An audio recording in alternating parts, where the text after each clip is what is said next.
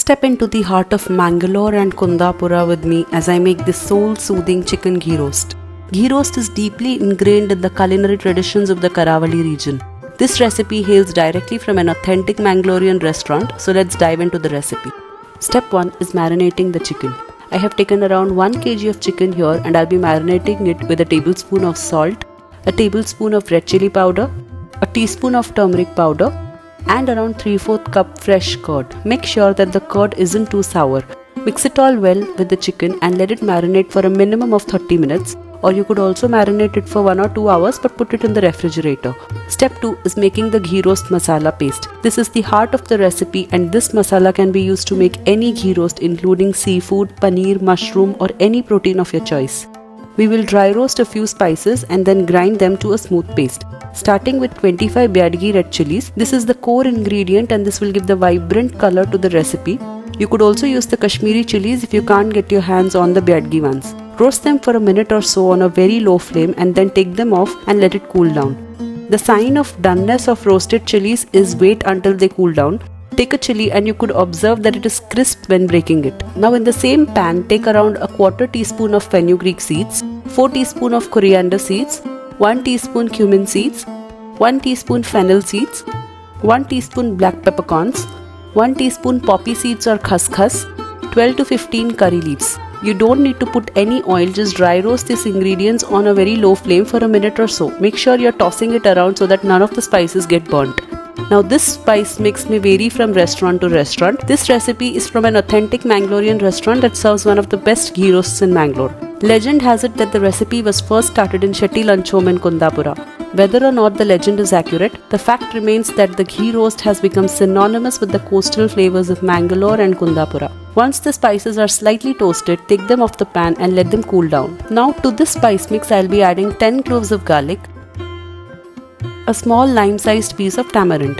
Now some restaurants also like to add a handful of cashews to the recipe. You can also do that, it enhances the flavor. Add water and grind it to a smooth paste. Do not add a lot of water, let it be thick. Now step 3 is frying the chicken in ghee. Take around 3 tablespoons of ghee in a pan and let it get hot. Then add the marinated chicken pieces to it. Now keep the gas flame on high and cook this chicken with the ghee for 7 to 10 minutes or till the chicken is around 70% cooked. Keep constantly tossing the chicken. Once the juices are released from the chicken, I'll put the lid on and cook it.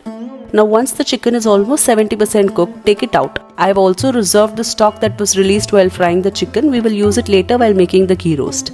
Now step 4 and the final step is making the chicken ghee roast. In the same kadai, I'll be adding 2 to 3 tablespoons of ghee and 1 large onion finely chopped. Now saute the onions till they turn translucent. Once the onions start to change color, I'll add a handful of curry leaves to it and fry it with the onions. Once the onions turn slightly brown, I'll add the ground masala paste and mix it well with the onions and the ghee.